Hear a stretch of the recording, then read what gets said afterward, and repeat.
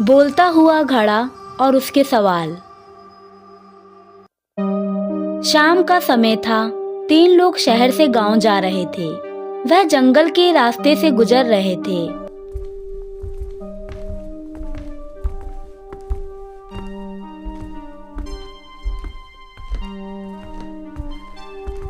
चलते चलते रास्ते के किनारे कुछ चमकता हुआ दिखाई दिया।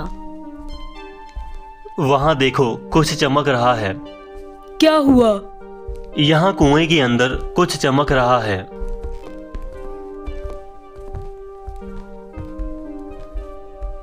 चलो पास जाकर देखते हैं।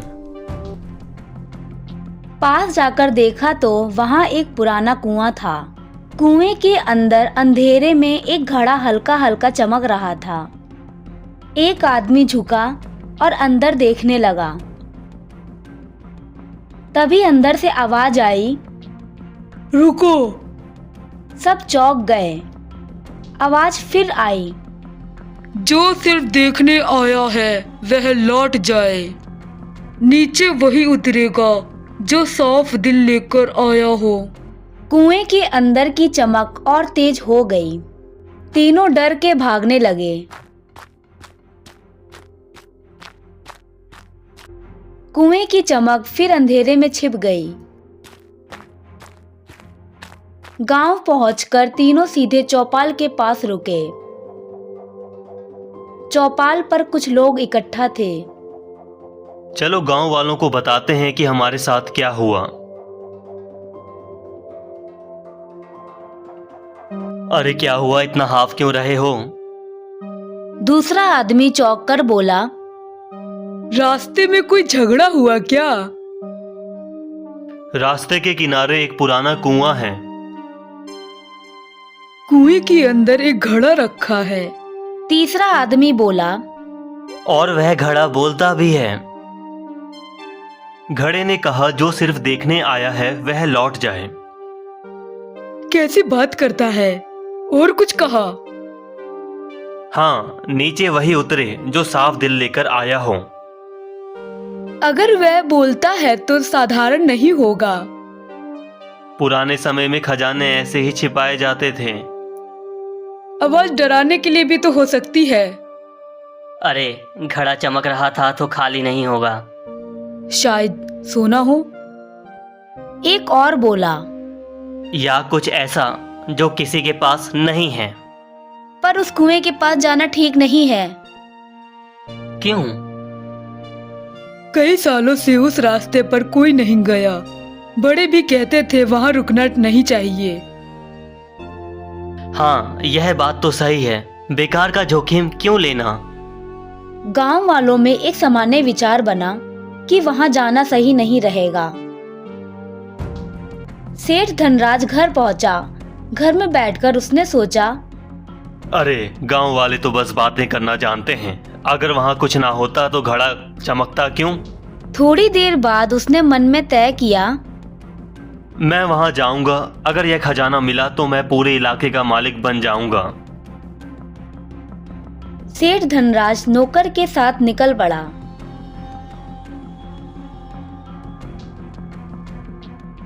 धनराज कुएं तक पहुंचा। धनराज ने नौकर से कहा, इस कुएं में सीढ़ी डालो, मैं नीचे जाऊंगा। रस्सियां डाली, सीढ़ियां लगवाई। जैसे ही वह नीचे उतरा, अचानक आवाज आई, रुको। धनराज घबरा गया। घड़ा बोला, तू खजाने के लिए आया है, पर क्या तू खुद को जानता है? तुम कौन हो? मैं घड़ा हूँ। अगर तुम्हें खजाना चाहिए तो तुम मेरे सवाल का जवाब दो। सवाल पूछो, जवाब दे दूंगा। वह क्या है जो जितना बांटो उतना ही बढ़ता है? धनराज ने सोचा और बोला, पैसा, व्यापार। घड़ा हंसा। गलत। पैसा बांटने से घटता है, बढ़ता नहीं। धनराज घबरा गया। फिर बोला, नाम, शोहरत। गलत। घड़ा चुप हो गया। कुआं हिलने लगा। धनराज को बाहर फेंक दिया। मोहन भाग। सेठ धनराज को खजाना नहीं मिला। उस दिन चौपाल पर एक आदमी और भी मौजूद था। उसका नाम था हरिया। वह भी वहीं बैठा था। उसने भी जंगल के कुएं के बारे में सुना था। चौपाल की बातें उसके कानों में अटक गई थी। वह कुछ भी करता उसे वही चौपाल की बातें याद आ जाती। अब उसके मन में भी लालच था। मन ही मन उसने सोचा, अगर घड़ा बोलता है तो मैं अपनी चालाकी से सारा धन उससे ले लूंगा। इस गांव का सबसे अमीर आदमी बन जाऊंगा। वह जानता था सीधे जाना ठीक नहीं, इसलिए वह सही समय की ताक में रहा। कुछ दिनों तक वह रोज उसी रास्ते से निकलता, कुएं की तरफ देखता और लौट आता। एक रात जब रास्ता सुनसान था और गांव वाले सो रहे थे, वह अकेला कुएं के पास पहुंचा। हरिया कुएं के अंदर गया। जैसे ही वह और आगे बढ़ने जा रहा था, घड़ा बोला, अगर सच से भागेगा तो रास्ता यही खत्म होगा। हरिया हंसा और बोला, तुम क्या चाहते हो? मैं सवाल पूछूंगा, अगर तुमने उसका जवाब दे दिया तो यह खजाना तुम्हारा। सवाल पूछो। तो सवाल सुन, अगर समझदार है तो ही आगे बढ़ पाएगा। वह कौन सी चीज है जो चलती नहीं फिर भी हर जगह पहुंच जाती है, जिसके बिना रास्ता दिखता नहीं और जिसे पकड़ नहीं सकते फिर भी वही सबसे पहले आगे जाती है। हरिया कुछ पल चुप रहा। उसकी आंखें सिकुड़ी। वह मुस्कुराया। हरिया बोला, सोच, क्योंकि आदमी के कहीं भी जाने से पहले उसकी सोच वहां पहुंच जाती है। पैर बाद में चलते हैं। घड़ा धीरे से गूंजा। सही। दूसरा सवाल, वह कौन सी चीज है जो गरीब के पास ज्यादा होती है, अमीर के पास कम और मरते ही सबके पास खत्म हो जाती है? रोटी। गलत। उम्मीद। गलत।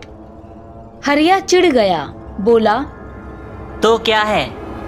समय। हरिया चुप रह गया। वह समझ नहीं पाया। कुआं फिर हिला। हरिया को बाहर फेंक दिया। हरिया खाली हाथ लौट गया।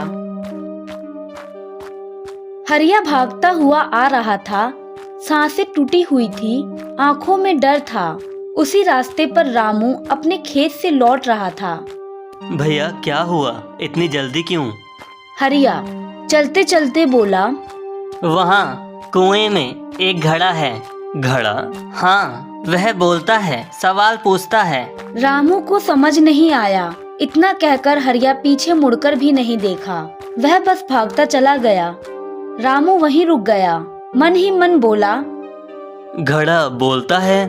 घड़े के कान होते हैं क्या? आंखें होती हैं क्या, या मुंह होता है? रामू सीधा सादा था। वह डरपोक नहीं। वह सोचने लगा, अगर वह झूठ होता तो हरिया इतना घबराया नहीं होता, और अगर सच होता तो शायद वह घड़ा बोलने से ज्यादा कुछ सिखाना चाहता होगा। मुझे भी देखना है कि घड़ा कैसे बोलता है। रामू को खजाने के बारे में नहीं पता था। वह सिर्फ यह देखना चाहता था कि घड़ा कैसे बोलता है, वह क्या सिखाना चाहता है। और फिर वह उसी रास्ते पर चल पड़ा जहां से हरिया भागा था, कुएं की तरफ। रामू धीरे धीरे कुएं में उतरा। घड़ा बोला, तू देर से आया है, पर सही वजह से आया है। रामू घड़े को बोलता हुआ देखकर चौंक गया। घड़ा बोला, क्या तुम्हें पता है मेरे पास खजाना है? नहीं, मुझे नहीं पता। मैं तो बस यह देखने आया हूँ कि एक घड़ा कैसे बोलता है। मैं तुमसे कुछ सवाल पूछूंगा। अगर तुमने उसका जवाब दे दिया तो मेरा सारा खजाना तुम्हारा हो जाएगा। मैं तो पढ़ा लिखा भी नहीं हूँ, मैं कैसे सवाल का जवाब दूंगा? अगर तुम्हारा मन साफ है, दिल साफ है, तो तुम उसका जवाब दे दोगे। तो सवाल शुरू करते हैं। वह क्या है जो जितना बांटो उतना ही बढ़ता है? रामू ने तुरंत जवाब नहीं दिया। कुछ देर सोचा, फिर बोला, ज्ञान, क्योंकि ज्ञान बांटने से कम नहीं होता, समझ बढ़ती है। सही। दूसरा सवाल, वह क्या है जो गरीब के पास ज्यादा, अमीर के पास कम और मरते ही खत्म हो जाती है? समय, क्योंकि गरीब हर पल जीता है और अमीर हर पल खरीदना चाहता है। सही। तीसरा और सबसे कठिन सवाल। घड़ा कुछ देर चुप रहा। कुएं की दीवारों से पानी की एक बूंद टपकी। फिर घड़ा बोला, यह आखिरी सवाल है। इसका उत्तर शब्दों से नहीं, सोच से दिया जाता है। बताओ, वह क्या है जो न दिखाई देता है, न तोला जा सकता है, फिर भी उसी से इंसान बड़ा या छोटा बनता है? जिसके पास यह हो वह खाली होकर भी पूर्ण है, और जिसके पास यह ना हो वह भरे होने पर भी गरीब है। अगर यह टूट जाए तो सोना भी बोझ बन जाता है, और अगर यह बचा रहे तो अभाव भी सहारा बन जाता है। रामू ने तुरंत उत्तर नहीं दिया। उसने अपने सूखे खेत, प्यासे बच्चे और मेहनत करते लोगों को याद किया। फिर वह बोला, यह है संतोष और नैतिकता, क्योंकि वही तय करते हैं कि हम जो पाते हैं उसे कैसे जीते हैं। तू समझ गया। यह अंतिम उत्तर नहीं था, यह परीक्षा थी कि तू खजाने को नियंत्रण में रखेगा या खजाना तुझे। तू खजाने का हकदार है। अब ये खजाना तेरा। मुझे इतना ही दो जिससे कि मैं अपने गांव का पानी और खेत ठीक कर सकूं। घड़ा मुस्कुराया। यह असली उत्तर था। घड़ा छोटा हो गया। उसके अंदर उतना ही खजाना था जितना रामू को चाहिए था।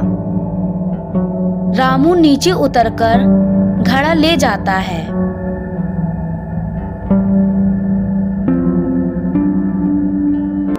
खजाना गांव के काम आया। रामू अमीर नहीं बना, पर गांव समृद्ध बन गया। सीख, लालच सवालों का जवाब नहीं देता, चालाकी सच को नहीं समझ पाती। समझ, धैर्य और नैतिकता ही असली खजाना है।